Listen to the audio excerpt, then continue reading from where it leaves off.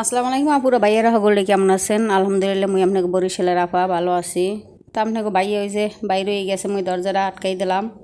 আর যারা আমার ভিডিওটা নতুন দেখেন, ভিডিওটা দেখার শুরুতেই এটা লাইক দেবেন, আর মোর চ্যানেলটা যারা নতুন এরা সাবস্ক্রাইব করে মোর পাশে থাকবেন, আর ফুল ভিডিওটা দেখে এইবার কমেন্ট করে জানাইবেন ভিডিওটা আপনাকে কেমন লাগছে।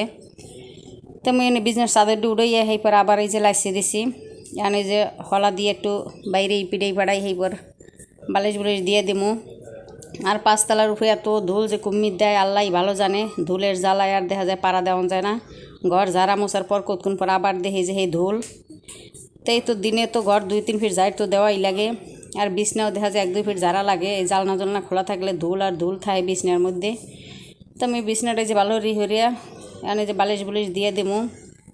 আর যখন তো দেখা যায় যারা মোছা হরিয়া ঠিকঠুক করে থি তখন তো দেখতে খুবই সুন্দর দেখা যায়, কিন্তু কতক্ষণ পর দেখি যে আবার মনে হয় যে বিছনার উপর সাদা সাদা ধুল পড়ে রয়েছে। তো কী হরমু, এখন তো যারা মোছা তো লাগবেই। তো মুই তো এনে যে বিছনাটা গুছে নিয়ে শেষ, এনে যে ঘরটা ঝাড়ি ঝুড়ি একবারে মুছে টুছে হালামু। তো ঘর কিন্তু এই যে যারা টারা শেষ আছে খাড়ের নিচ টিচ একবারে ঝাড়ি মুছে টুছে হালাইছি। আর একটু ঈদের আগে কারণ ঈদের আগে তো একটু ঝাড়া মোছা তো লাগেই ঘর দুয়ার। তো 2টা রুমের খাড়ের নিচ টিচ একবারে ঝাড়িয়ে ঝুড়ি একাল মুছে হালাইছি। আর খাড়ের নিচ দেখা যায় 2-3 দিন পর পর যদি ঝাড়ু না দেওয়া হয় তাহলে দেখা যায় একবারে মনে হয় কি 4 আঙ্গুল পরিমাণ ময়লা জমে যায়। তো মুই সব ঝাড়িয়ে মুছে হালাইছি, সব গুছিয়ে নিয়ে গেছে নিয়ে শেষ। এইপর দেখা যায় আইলাম এই যে রান্নাঘরে। তো রান্নাঘরে ওই যে চুলা মুলা মুছে লাইছি, কারণ চুলোর হতো দেখা যায় মোছা না দিলে সাদা সাদা ধুল পরে থাকে। তো মুই চুলোটা মুছছি, ওই যে জালনাটা দিয়ে দিছি, এখানে জালনাটা খোলা থাকলে একাল ধুল আই ওই চুলোটা একাল সাদা হইয়ে থাকে ময়লা দিয়া। এদিকে ওইটা ডাইকে মানে জালনাটা দিয়ে রাখলে ধুলটা একটু কমায়। এপাশে জালনাটা খোলা রাখলে আবার এই দিকে বাতাস হয়, সেখানে মোর রান্নাঘর তো 2টা জালনা। আর ওই যে পাতিল বোতল যা জমা হয়েছে সেগুলো সব ধুইয়া লামো।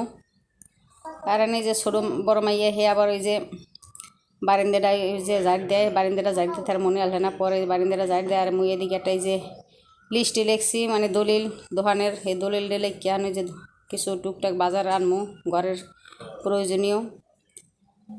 তো এইবার তো মুই বাইরেও গেলাম, বাইরে যেয়ে এই যে বাজারও কিন্তু আনছি। আর সব আপনাগুলোকে শেয়ার করি নি, কারণ রোজা রেখে বাইরে গেছে আর যে পরিমাণ রোদ বাইরে। তো মুই কিন্তু এখানে যে আটা আনছি, কেন রোজা তো শেষ হয়ে যাইবে, রোজাই আছে আর মনে হয় একটা। তা রোজা শেষ হয়ে গেল তো আবার সেই সকালের খাওন, দুপুরের খাওন, রাইতের খাওন, তাই লিগে আটা তো লাগবেই। রুটি খাওয়ার লাগিয়া আনলাম এই যে আটা, আনলাম ওই যে মুসুরের ডাল, মানে যেটা যেটা একবারে জরুরি সেইটা আনলাম। আর এই আনছি এর মধ্যে রয়েছে যে চিনি, আর রয়েছে যে এই যে পোলার চাল, কারণ পোলার চাল দিয়ে তো এই যে ঈদের সময় একটু পায়েস টায়েস যদি গুঁড়ো করে রাঁধতে খাওয়ান লাগবে এই পোলার চাল। আবার ওই যে গুঁড়ামরিচ, এই গুঁড়ামরিচ এই যে আলাদা কিনে আনছি। আর এই যে হুলের গুঁড়া আছে, হুল সাবান আছে, মাথার তেল শেষ হয়ে গেছে, এই মাথার একটা তেল আনলাম। আর বাজারে যাই যে সব জিনিসের দাম, কোনো জিনিসের কোনো কম দাম নাই। মনে করেন কিছু কিছু হয়তো একটু আলু মালু এইগুলোর দাম হয়তো একটু সীমিত আছে, আর বাকি যত জিনিস সব জিনিসের দামই বাড়ছে। তাতে মনে করেন 2-3 হাজার টাকা আর কিছুই না, মানে সামান্য কয়েকটা জিনিস হয়। অথচ আগে কিন্তু 2-3 হাজার টাকা দেখা যায় বস্তা ভরে সেইবার আনা লাগবে, ব্যাগে তো আনো নিজেইতে না।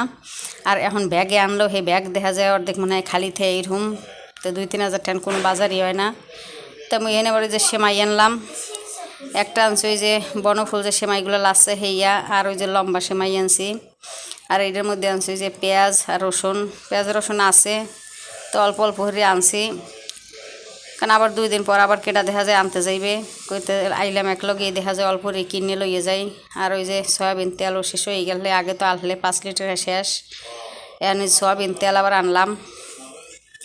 তো এই যে মোর কিন্তু ঈদের টুকিটাকি বাজার, ঈদ বাজার যেটা কোয়া যায়। তা গরিবের আল্লাহ যা মিলেছে এটি আল্লাহর কাছে শুক্রিয়া। তো মুই তো বাকি এই যে গুছান গাছানো তো আপনাকে আগেই দেখাইছি, ঈদের বাজার যা কি আনছে গুছিয়ে গেছে। আর আইজ গইছে মানে শেষ ইফতারের এই যে ভাজা পোড়া যে আর যা আছে সব কিছুই কিন্তু এই যে করি হেলাইছি। তা আপনাকে কে আর কীরকম রমজান কাটছে সবাই কমেন্ট করে কিন্তু জানাইয়েন। আর মগো তো আলহামদুলিল্লাহ রোজা অনেক ভালো কাটছে, অনেক ভালো কাটছে, আল্লাহর কাছে কোটি কোটি বার শুক্রিয়া। আর আলহামদুলিল্লাহ মোর এই যে ছোটো মাইয়ে কিন্তু আজকেও রোজা রাখছে, শেষ রোজাটা। তো মোরা ইফতারটা করবো আজানটা দিলেই, আজানের অপেক্ষায় তো বইয়ে রয়েছে। আর সবাই লেগে দোয়া করবেন আল্লাহ জানি সবাই এই যে রোজা নামাজ সবাই জানি কবুল হয়ে নেয় আর সবাই যেন ভালোভাবে ঈদ করতে পারে ঈদটা কাটাইতে পারে এটাই দোয়া করমু কারণ একটা মাস দেখা যায় একটা বছরের মধ্যেই একটা মাস আয় তাই এই যে রহমত বরকত সব কিছুর তাই এই মাসটা শেষ হয়ে গেছে তো যাই হোক আল্লাহ এই মাসের উসিলায় দেখা যায় পবিত্র রমজান মাসের উসিলায় যেন সবাই ভালো রাখে এটাই হচ্ছে কথা তো মুই তো এই যে ইফতারের আগে কেউ মোনাজাতটা ধরে নি আর ইফতারের আগে মোনাজাত ধরে কিন্তু দোয়া হলে আল্লাহ অবশ্যই দোয়া কবুল করে তারপরে আপনাকে ভাইয়ে হে ওইয়ে বইছে আর আজানটা দেশে দেখতে যে ছোটো মাইয়ে হে খায় আর মুই বিসমিল্লাহ কইয়ে খাজুরটা খাইয়ে লইলাম তো বছরের শেষ রোজা তো যাই হোক এই যে শেষ রোজার এই ভিডিও দিয়েই কিন্তু আজকে ভিডিওটা এই পর্যন্তই শেষ করে দেবো সবাই কিন্তু ভালো থাকবেন আর মগো পাশে থাকবেন মুই দোয়া করি সবাই ভালো থাকেন সবাই জানি দেখা যায় ঈদ ভালো কাটে এরই হচ্ছে কথা তো যাই হোক আজকে এই পর্যন্তই সবাই ভালো থাকবেন সুস্থ থাকবেন আল্লাহ হাফেজ।